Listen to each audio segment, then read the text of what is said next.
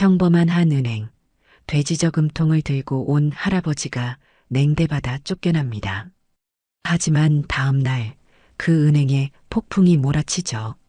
300억 원 전액 인출 신청이 들어왔다는 소식에 모든 직원들이 패닉에 빠집니다. 그리고 은행 문이 열리고 걸어 들어오는 사람은 어제 그 할아버지였습니다. 하지만 오늘의 그는 완전히 다른 모습이었죠. 이 남자의 정체는 무엇이며 겉모습만 보고 사람을 판단한 은행 직원들에게는 어떤 운명이 기다리고 있을까요? 사연 시작 전 구독과 좋아요 눌러주세요. 알림 설정을 해두시면 새로운 영상을 가장 먼저 만나보실 수 있습니다.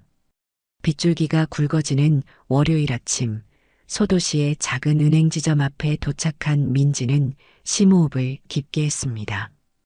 오늘이 바로 첫 출근일이었죠. 은행은 최근 대형 금융그룹에 인수되어 분위기가 어수선했습니다. 성과 압박에 시달리는 직원들의 긴장된 표정이 로비에 가득했습니다. 민지는 새 유니폼의 단추를 정돈하며 은행 안으로 들어섰습니다. 신입사원 교육을 무사히 마친 민지의 가슴은 기대와 긴장으로 두근거렸어요. 대학 시절부터 꿈꿔온 은행원이 되는 순간이었습니다. 어머니가 챙겨준 행운의 브로치를 유니폼에 슬쩍 달며 자신감을 북돋웠죠. 그때 누군가 민지의 어깨를 두드렸습니다. 정민지 씨죠? 부지점장 강태준입니다. 지점장님이 기다리고 계십니다. 강태준의 날카로운 눈빛과 차가운 말투에 민지는 살짝 몸을 움츠렸습니다.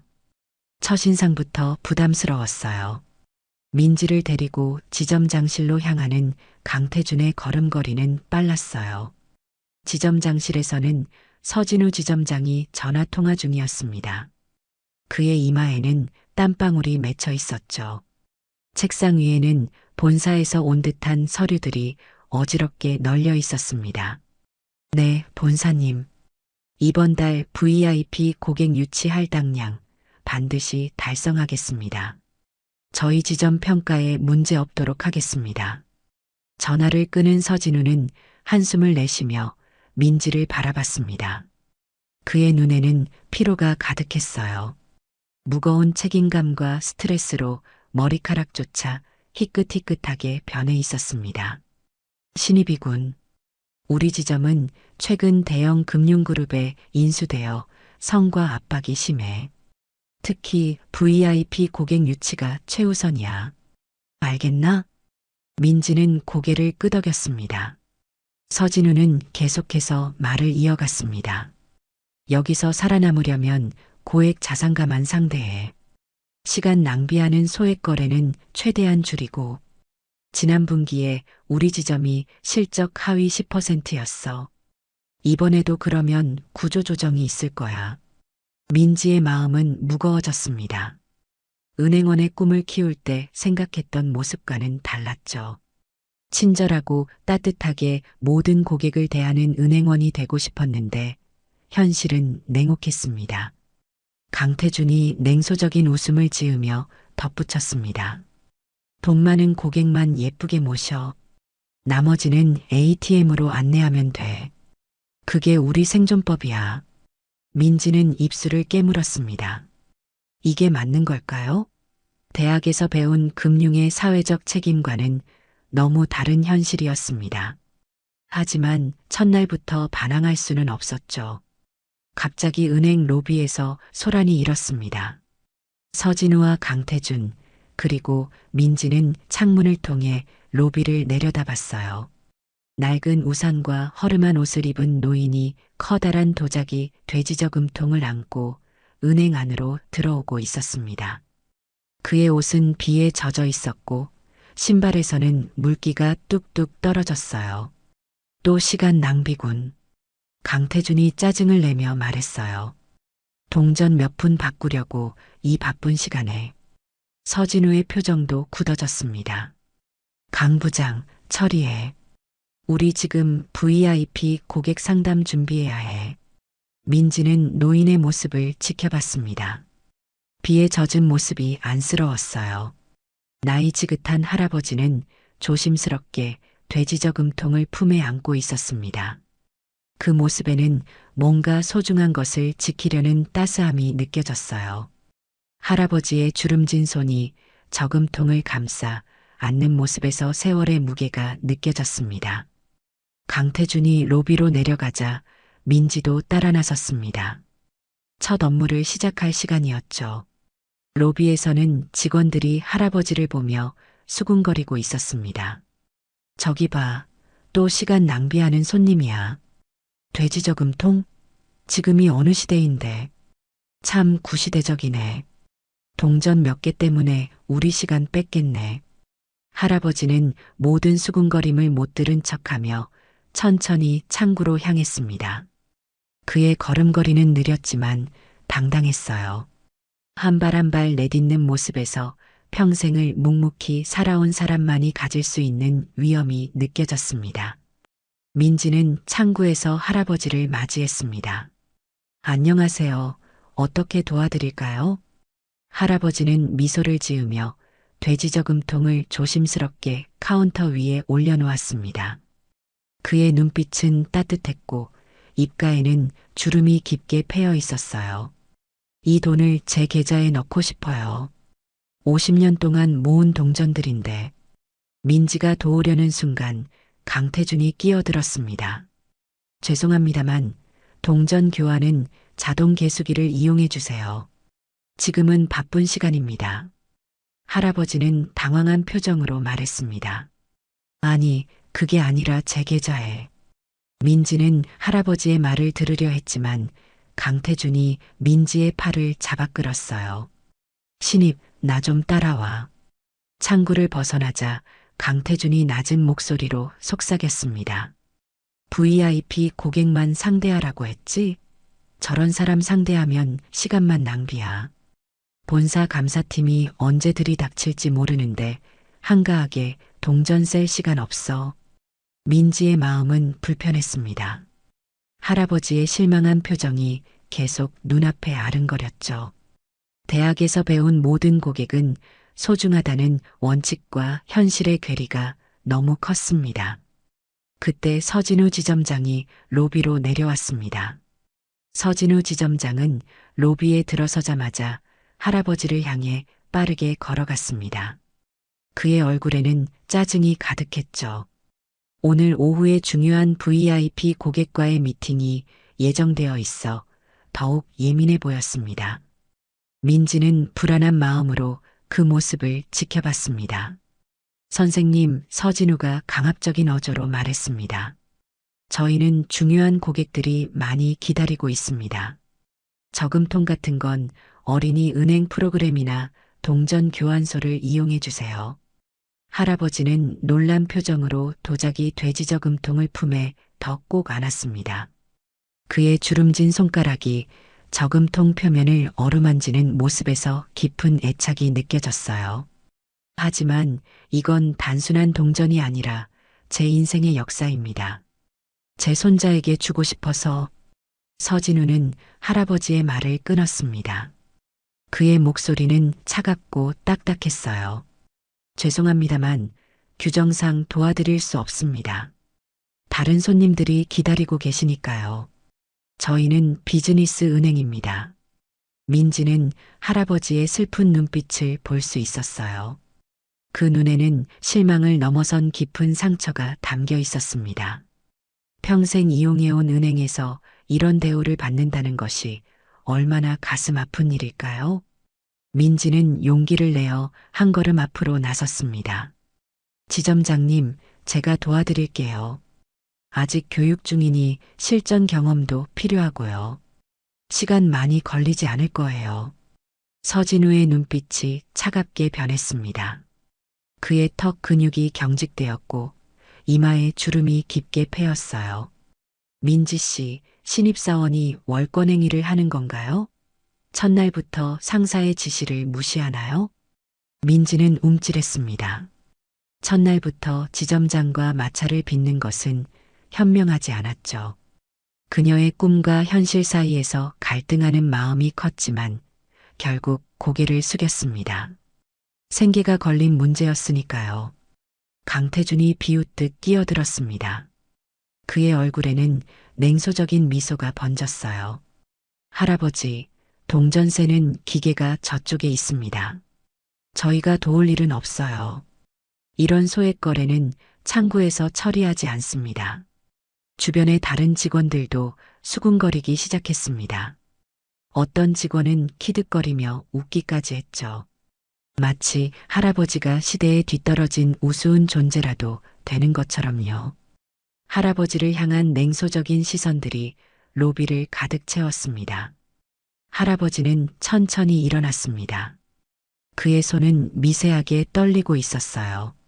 하지만 눈빛만은 당당했습니다. 80여 년을 살아온 세월의 무게가 느껴지는 눈빛이었죠.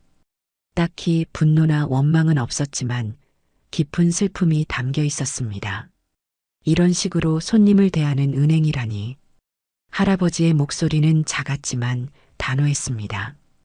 50년 동안 이용했던 은행인데 세상이 많이 변했군요.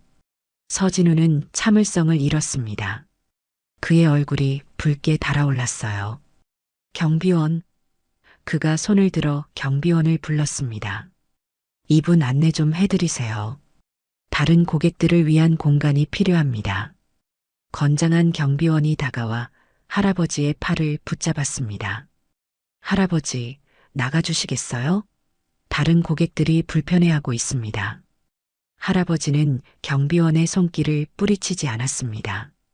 대신 깊은 한숨을 내쉬며 천천히 몸을 일으켰어요. 그의 표정에는 깊은 상처와 함께 이상하게도 결의가 엿보였습니다. 마치 무언가 결심한 듯한 표정이었죠. 50년이면 충분히 길었군요. 할아버지가 조용히 중얼거렸습니다. 사람이 변하지 않는 건 어쩔 수 없지만 마음까지 변한 건 아쉽네요. 아무도 그 말의 의미를 이해하지 못했죠. 하지만 민지는 할아버지의 말에 묘한 무게감을 느꼈습니다. 마치 무언가 큰일이 일어날 것 같은 예감이 들었어요. 민지는 할아버지가 경비원과 함께 은행을 나서는 모습을 안타깝게 지켜봤습니다. 바깥은 여전히 비가 내리고 있었죠. 할아버지는 낡은 우산을 펴들고 천천히 비를 맞으며 걸어갔습니다. 왠지 모르게 그 뒷모습이 외롭지 않고 당당해 보였어요. 첫날부터 배울 게 많았지? 강태준이 민지의 어깨를 툭 치며 말했습니다. VIP 고객이 아니면 시간 낭비하지 마. 알겠어? 이 바닥에서 살아남으려면 냉정해져야 해. 민지는 마지못해 고개를 끄덕였습니다. 하지만 그녀의 마음속에는 불편함이 자리 잡았어요. 이게 정말 올바른 일인지 의문이 들었습니다. 학교에서 배운 금융 윤리와 현실의 괴리감이 너무 컸죠. 그날 업무가 끝나고 민지는 퇴근길에 우연히 할아버지를 다시 마주쳤습니다. 아직도 비는 내리고 있었고 할아버지는 작은 슈퍼마켓 처마 밑에서 비를 피하고 있었죠. 돼지 저금통을 품에 안은 채로요. 그 모습이 너무 쓸쓸해 보였습니다. 민지는 망설임 없이 할아버지에게 다가갔습니다. 할아버지, 괜찮으세요? 오늘 은행에서 있었던 일 정말 죄송합니다. 제가 제대로 도와드리지 못해서. 할아버지는 민지를 알아보고 미소를 지었습니다. 놀랍게도 그의 눈에는 원망이 아닌 따뜻함이 담겨 있었어요. 괜찮아요, 아가씨. 당신은 도우려 했잖아요. 그 마음만으로도 충분해요. 민지는 우산을 할아버지께 씌워드렸습니다. 집까지 모셔다 드릴게요. 아니면 제가 차라도 한 잔 사드릴까요? 오늘 있었던 일 정말 죄송해요. 할아버지는 잠시 생각하더니 고개를 끄덕였습니다. 그의 눈빛이 갑자기 밝아졌어요. 그럼 내가 자주 가는 작은 카페가 있는데 거기서 이야기 좀 할까요? 당신 같은 젊은이와 대화하는 건 언제나 즐거운 일이니까요. 비를 맞으며 카페로 향하는 동안 민지는 할아버지를 몰래 살펴봤습니다. 허름한 옷차림이었지만 할아버지의 눈빛과 자세에서는 특별한 기품이 느껴졌어요. 마치 굉장한 비밀을 간직한 사람 같았습니다. 걸음걸이에는 확신과 자신감이 묻어났고 말투에서는 교양이 느껴졌죠. 작은 카페 안으로 들어서자 직원들이 할아버지를 반갑게 맞이했습니다. 박 할아버지, 오늘도 오셨네요. 늘 드시는 거 준비해 드릴게요. 민지는 놀랐습니다. 분명 단골인 듯 했어요. 카페 직원들은 할아버지를 특별한 손님처럼 대했습니다. 창가의 조용한 자리에 앉자 할아버지는 천천히 이야기를 시작했습니다. 내 이름은 박준혁이라고 해요. 50년 전 이 동네에 처음 왔을 때부터 그 은행을 이용했지요. 그때는 작은 동네 은행이었어요. 지금처럼 대형 금융그룹이 아니었죠. 박준혁 할아버지는 돼지 저금통을 테이블 위에 조심스럽게 올려놓았습니다. 가까이서 보니 그것은 단순한 저금통이 아니라 정교한 도자기 작품이었어요. 섬세한 무늬와 옛 글씨가 새겨져 있었습니다. 이 저금통에는 내 인생 전체가 담겨 있답니다. 첫 월급부터 지금까지 매일 동전 하나씩 넣었어요. 좋은 일이 있을 땐 동전 5개를 넣기도 했죠. 아이가 태어났을 때는 금화를 넣었고요. 민지는 호기심 어린 눈으로 저금통을 바라봤습니다. 저금통의 뒷면에는 작은 글씨로 날짜들이 적혀 있었어요. 정말 특별한 의미가 있는 거군요. 단순한 돈이 아니라 추억이 담겨 있네요. 박 할아버지는 미소를 지었습니다. 그의 눈가에 잔잔한 주름이 더 깊어졌어요. 내 손자가 이번에 대학교에 입학했어요. 서울대 경영학과예요. 그 아이에게 이 돈을 장학금으로 주고 싶었죠. 돈의 액수보다 50년간의 정성이 중요하다는 걸 가르치고 싶었습니다. 민지는 감동받았습니다. 이런 아름다운 이야기를 가진 분을 은행에서 쫓아냈다니 너무 화가 났어요. 할아버지의 따뜻한 마음씨와 은행의 차가운 대응이 너무 대조적이었습니다. 혹시 손자분 이름이 어떻게 되세요? 민지가 물었습니다. 박민호라고 해요. 올해 21살이 되었죠. 어릴 때부터 참 똑똑했답니다. 민지는 깜짝 놀랐습니다. 목소리가 높아졌어요. 박민호요? 제가 대학교 때 같은 과 동기였어요. 정말 열심히 공부하는 친구였죠. 항상 도서관에서 밤늦게까지 공부하던 모습이 기억나요. 박 할아버지의 눈이 반짝였습니다. 그의 표정이 밝아졌어요. 정말요? 세상은 참 좁군요. 민호가 장학금 받으면서 대학을 다녔다고 했는데 그 애는 내가 도와준다는 걸 모르고 있어요. 내가 익명으로 기부한 장학금으로 학교를 다니고 있거든요. 왜 모르게 하셨어요? 민지가 궁금해했습니다. 박 할아버지는 창밖을 바라보며 말했습니다. 빗방울이 창문을 타고 흘러내리는 모습이 그의 얼굴에 그림자를 드리웠어요. 사람은 스스로 노력해서 얻은 것에 더 가치를 느끼기 때문이죠. 그리고 할아버지는 잠시 망설이더니 목소리를 낮췄습니다. 사실 나는 그리 가난한 사람이 아니에요. 민지는 의아한 표정을 지었습니다. 할아버지의 허름한 옷차림과 이 말이 어울리지 않았어요. 박 할아버지는 계속해서 이야기했습니다. 50년 전 이 동네에 작은 부동산 사무실을 열었어요. 그때는 아무도 관심 없던 땅들을 하나둘 사모았죠. 지금은 그 땅들이 도시 중심부가 되었고 대형 쇼핑몰과 아파트 단지가 들어서 있어요. 민지는 할아버지의 말이 무슨 뜻인지 서서히 깨달았습니다. 이 지역에서 대형 쇼핑몰과 아파트 단지라면 그럼 할아버지는 그래, 사람들이 말하는 박준혁 회장이 바로 나예요. 할아버지는 담담하게 말했습니다. 하지만 난 늘 검소하게 살았어요. 불을 과시하는 것보다 어떻게 사용하느냐가 중요하니까요. 내 아내도 그런 가치관을 가졌었지요. 민지는 놀라서 말을 잇지 못했습니다. 박준혁 회장은 이 지역 최고의 부동산 재벌이었습니다. 수백억의 자산을 가진 인물이었죠. 한때는 재계 순위 100위 안에 들었던 사람이라는 소문도 있었습니다. 그런 분이 왜 허름한 옷을 입고 돼지 저금통을 들고 다니는 걸까요? 왜 정체를 숨기고 계신 거예요? 민지가 물었습니다. 박 할아버지는 깊은 숨을 내쉬었습니다. 그의 눈에는 오랜 세월의 지혜가 담겨 있었어요.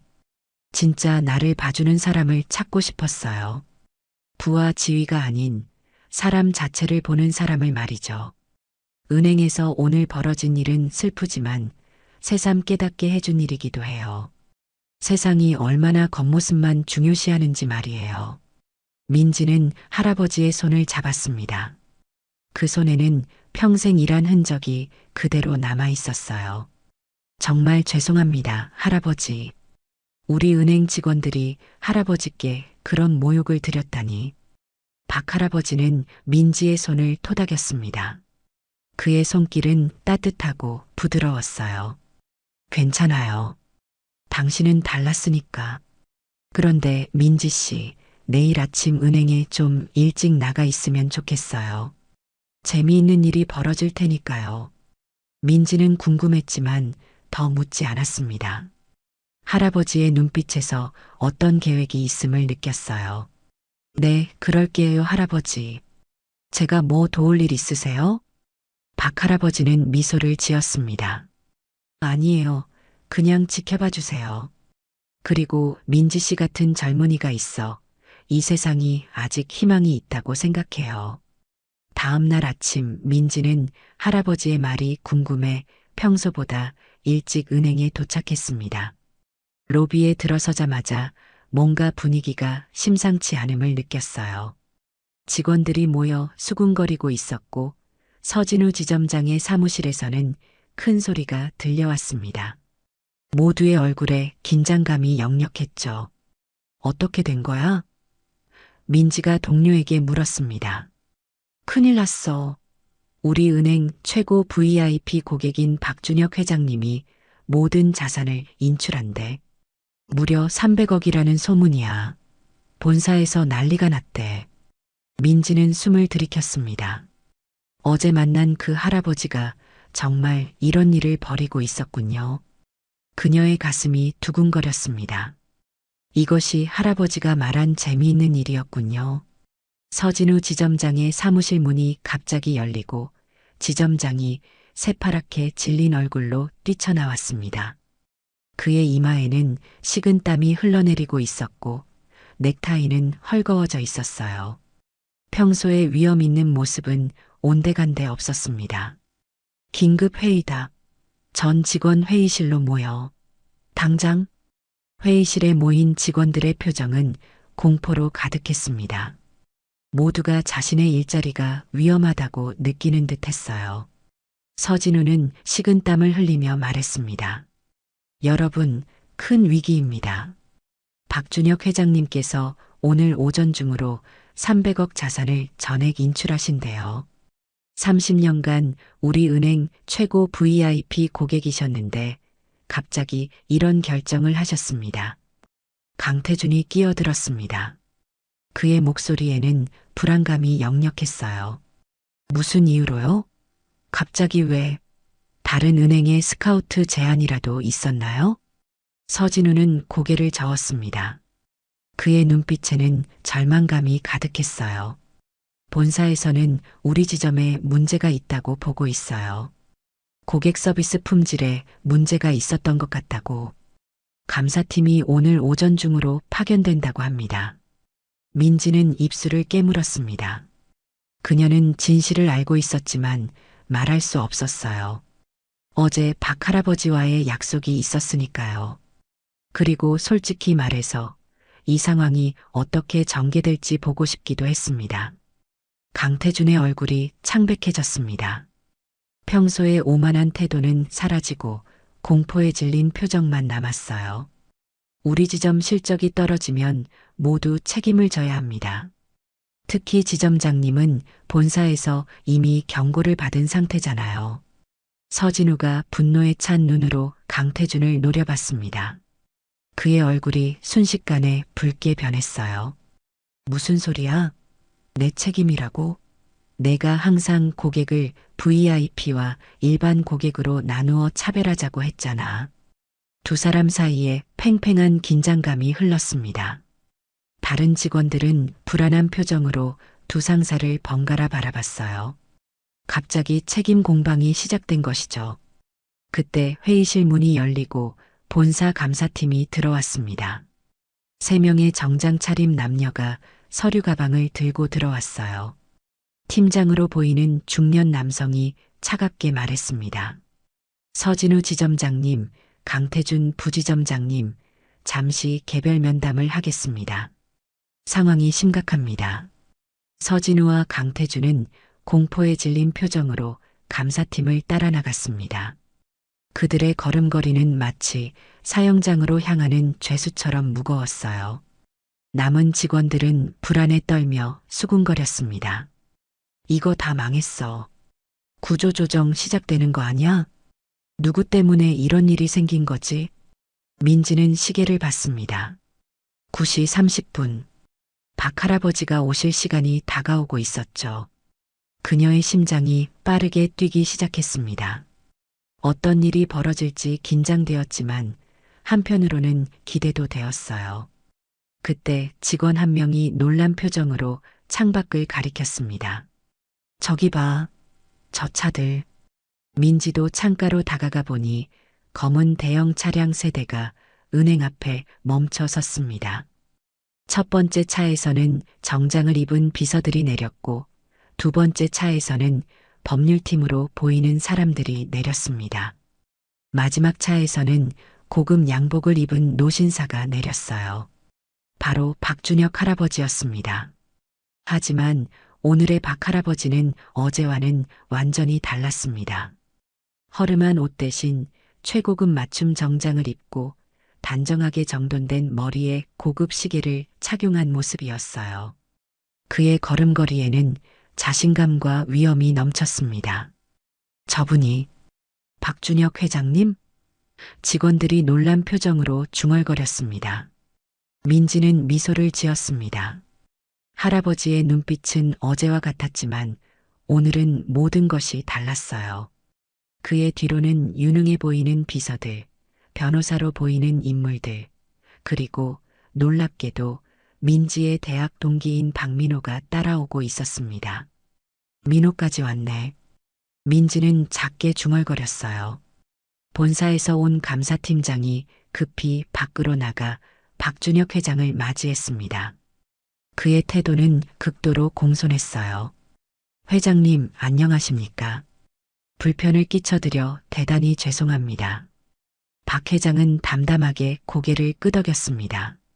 그의 표정은 어제의 따뜻한 할아버지가 아닌 사업가로서의 냉철함이 느껴졌어요. 어제 이 은행에서 있었던 일에 대해 들으셨겠지요?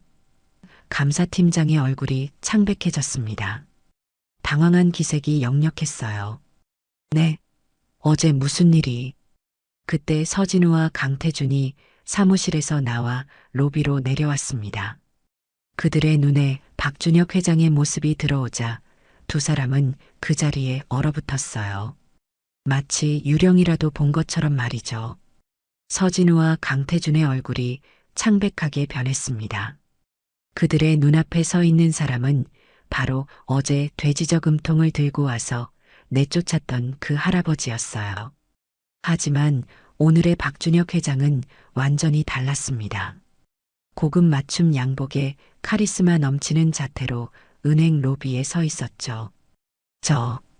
저분이.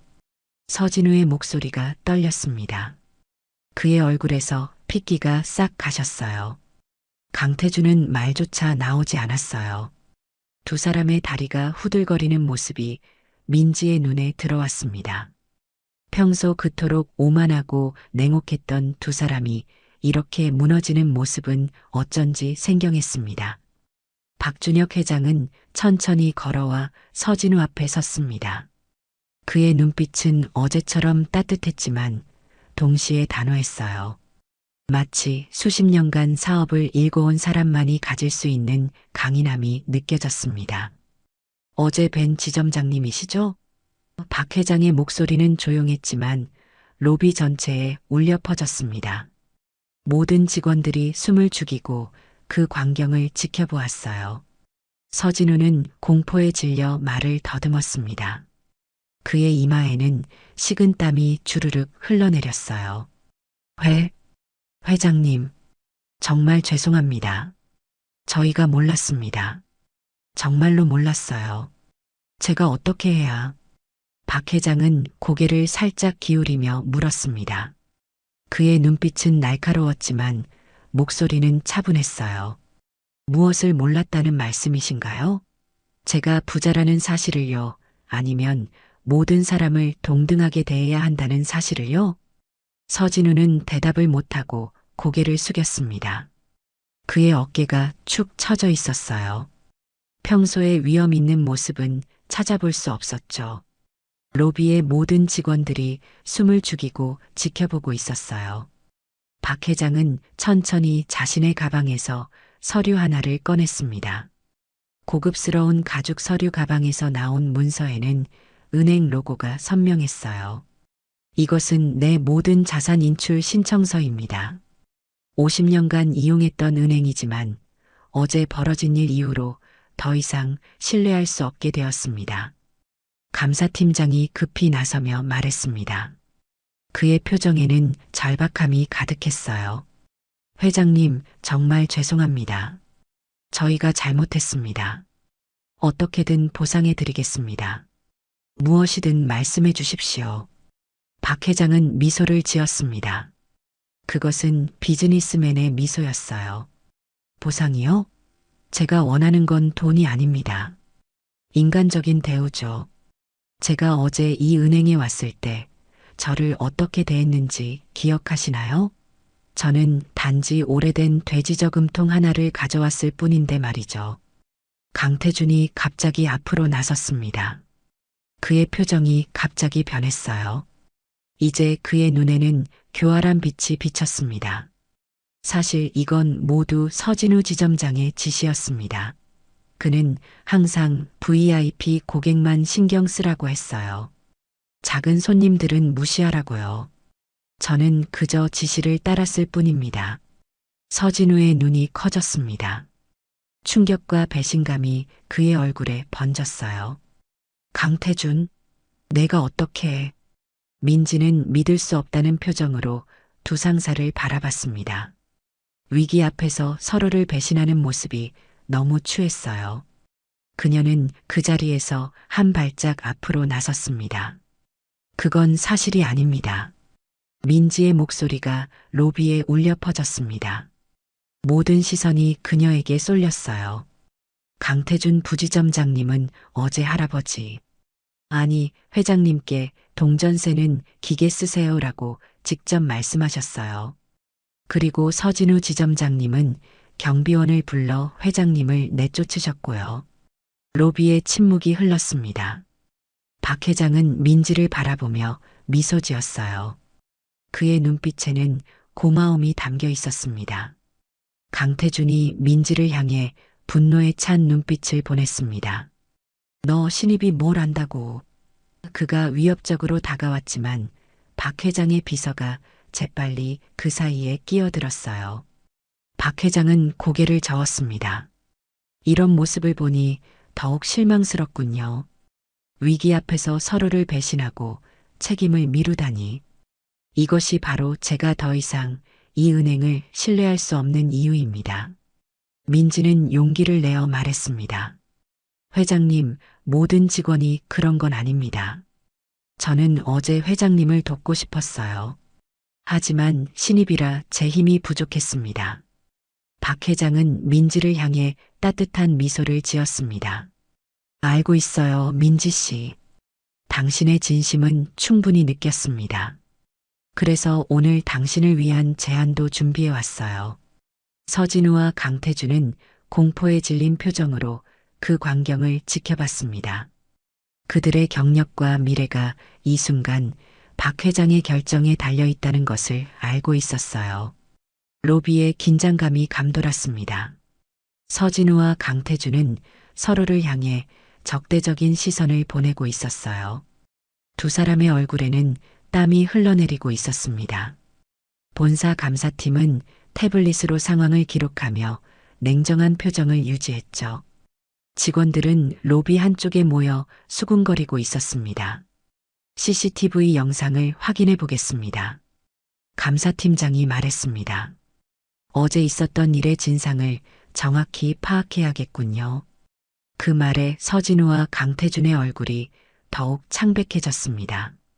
CCTV에는 그들이 박 회장을 어떻게 대했는지 모두 담겨 있을 테니까요. 서진우는 넥타이를 느슨하게 풀며 숨을 고르려 했고 강태준은 주머니에 넣은 손이 떨리는 것을 감추려 했습니다. 감사팀의 한 직원이 노트북을 펼치고 어제의 영상을 재생했습니다. 로비의 대형 스크린에 영상이 떠올랐어요.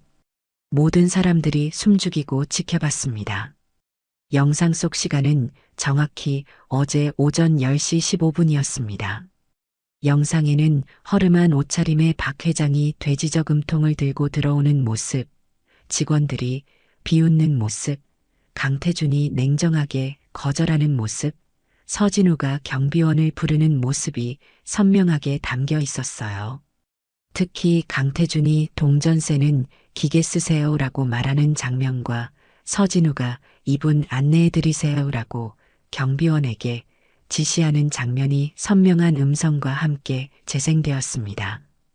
충분히 봤습니다. 감사팀장이 말했습니다.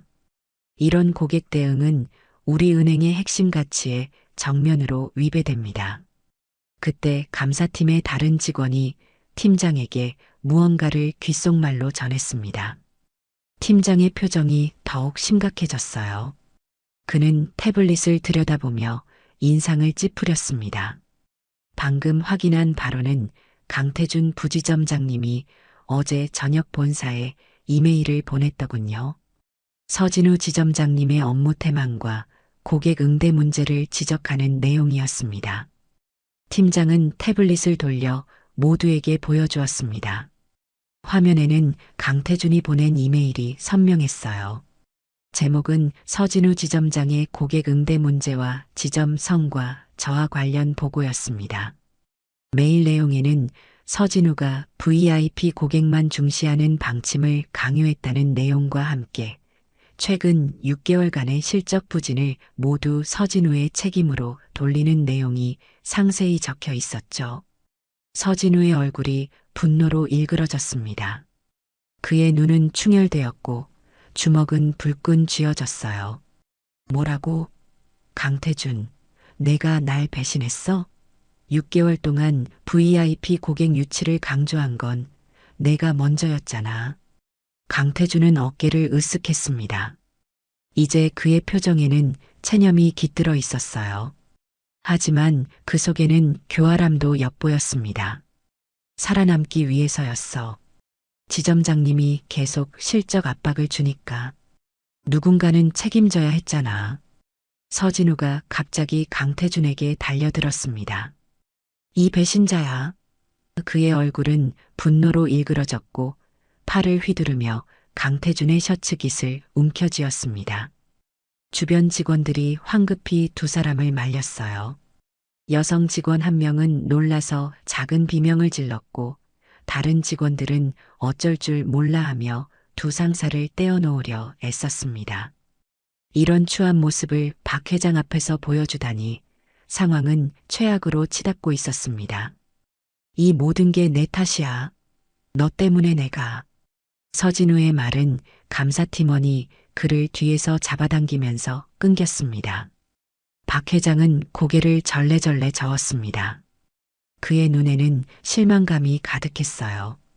이것이 바로 내가 50년간 거래해온 은행의 모습이군요. 위기 앞에서 서로를 탓하고 믿음을 저버리다니. 민지는 그 모든 광경을 지켜보며 마음이 무거워졌습니다. 그녀가 꿈꿔왔던 금융인의 모습은 이런 게 아니었어요. 용기를 내어 앞으로 나섰습니다. 무릎은 떨렸지만 목소리만큼은 단호했습니다. 회장님, 모든 은행이 이런 건 아닙니다. 진정한 금융 서비스는 고객의 자산 규모가 아닌 사람 자체를 존중하는 것이라고 생각합니다. 제가 은행원이 되고 싶었던 이유도 그것이었어요. 사람들의 꿈과 희망을 함께 만들어가는 일이니까요. 그녀의 말에 로비에 잠시 침묵이 흘렀습니다. 아직도 씩씩거리는 서진우와 냉소적인 표정의 강태준 사이로 민지의 진심 어린 목소리가 울려 퍼졌습니다. 박 회장은 민지를 유심히 바라보았어요. 그의 눈빛이 따뜻해졌고 주름진 입가에 미소가 번졌습니다. 당신 말이 맞아요, 민지 씨. 은행은 단순히 돈을 다루는 곳이 아니라 사람의 꿈과 미래를 함께 만들어가는 곳이어야 하죠. 당신은 그 본질을 잘 이해하고 있군요. 이런 직원이 있는 한 이 은행에도 희망이 있을지 모르겠습니다. 감사팀장이 조심스럽게 물었습니다. 그의 이마에는 식은땀이 맺혀 있었어요.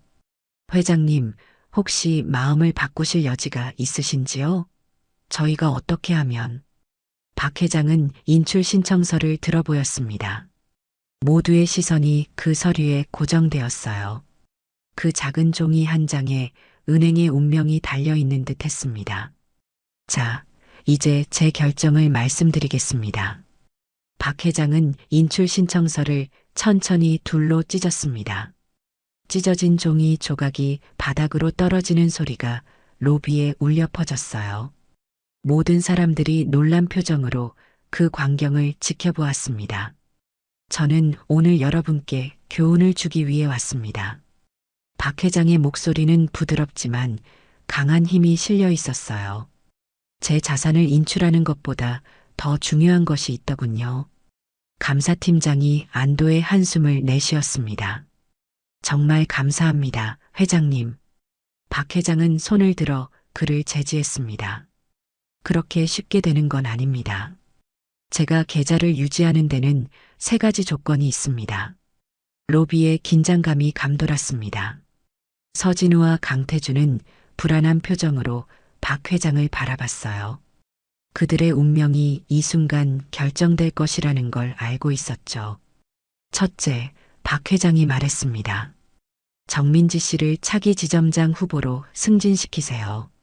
그녀에게 필요한 교육과 경험을 제공하고 준비가 되면 지점장이 될 수 있게 해주세요. 민지는 놀라서 입을 벌렸습니다. 이런 제안은 전혀 예상하지 못했어요. 회장님, 저는 아직 신입이고.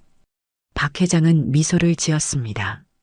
민지 씨, 리더십은 경력이 아니라 가치관에서 나옵니다. 당신은 어제 보여준 행동으로 이미 충분한 자질을 증명했어요. 감사팀장이 고개를 끄덕였습니다. 충분히 가능한 제안입니다.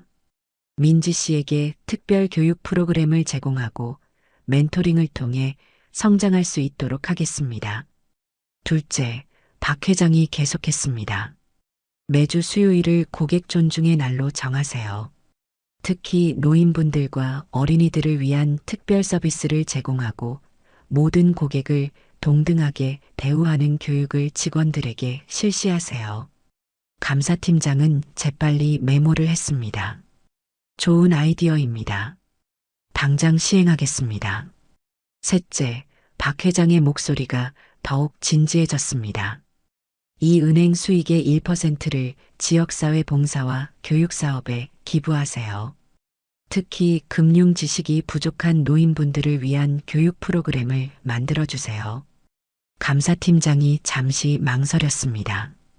1%는 꽤 큰 금액인데 그때 갑자기 은행 입구에서 소란이 일었습니다. 모두가 그쪽을 바라보자 한 노신사가 비서들을 대동하고 들어오고 있었어요. 그는 본사 대표이사였습니다. 박 회장님, 대표이사가 반갑게 인사했습니다. 제가 직접 뵈러 왔습니다. 무슨 일이 있었는지 모두 보고받았습니다. 박 회장은 미소를 지었습니다. 오랜만이군요, 김 대표. 학창 시절 친구가 이렇게 큰 은행의 대표가 되다니 참 자랑스럽습니다. 두 노신사가 반갑게 악수를 나눴습니다.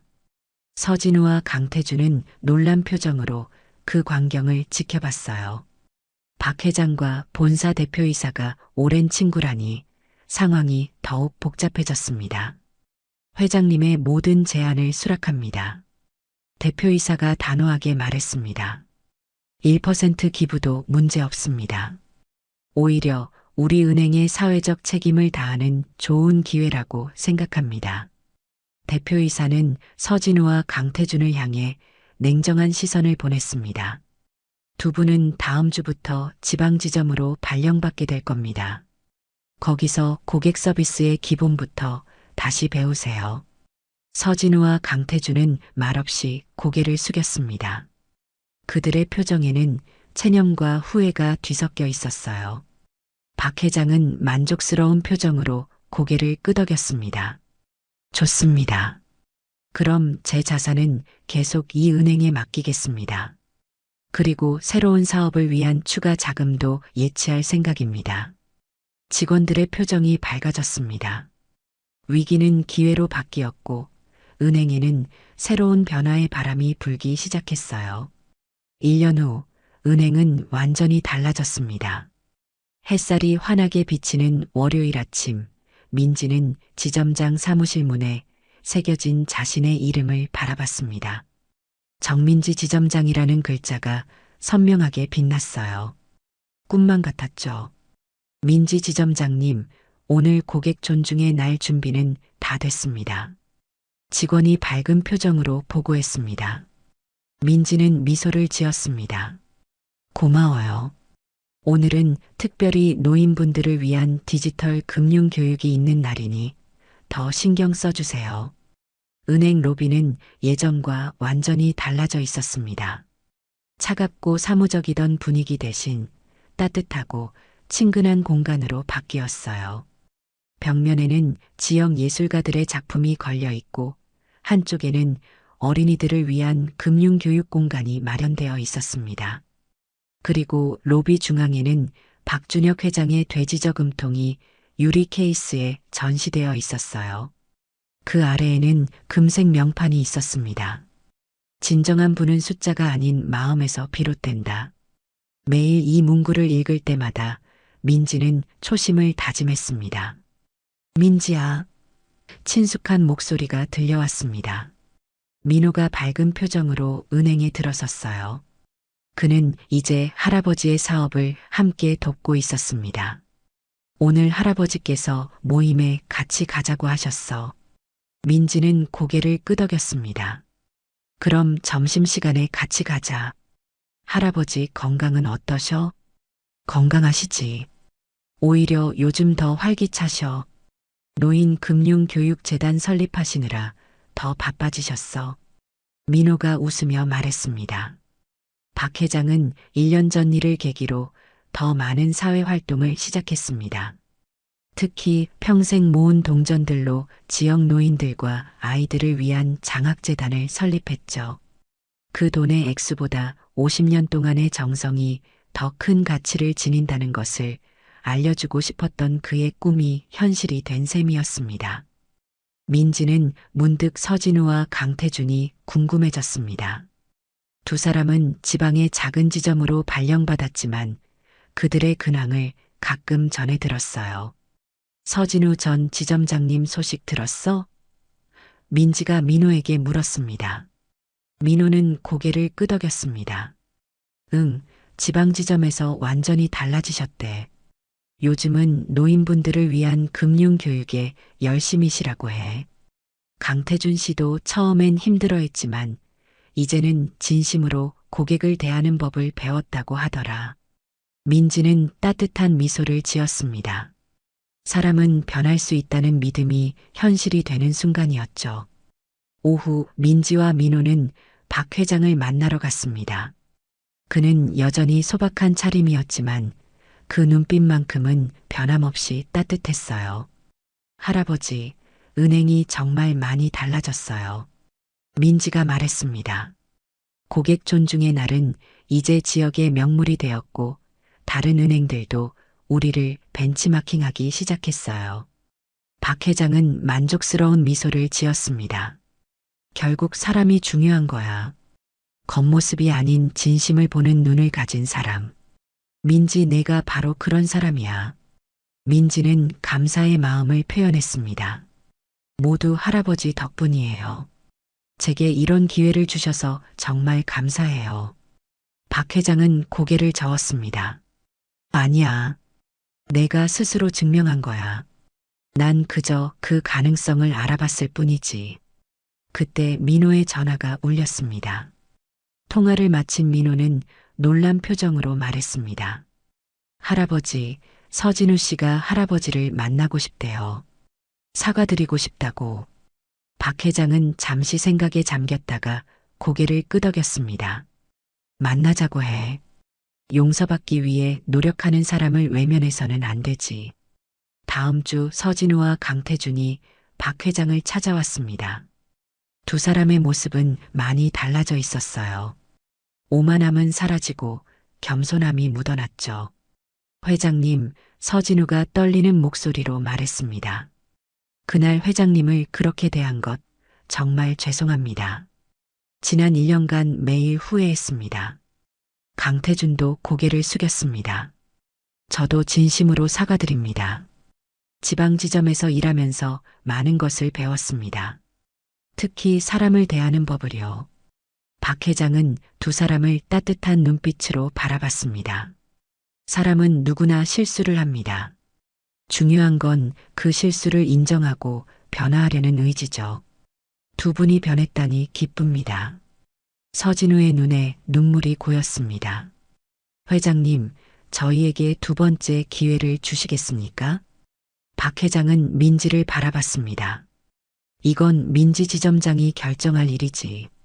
민지는 잠시 생각했습니다. 그리고 미소를 지었어요. 우리 지점에는 노인 금융 교육 담당자가 필요해요.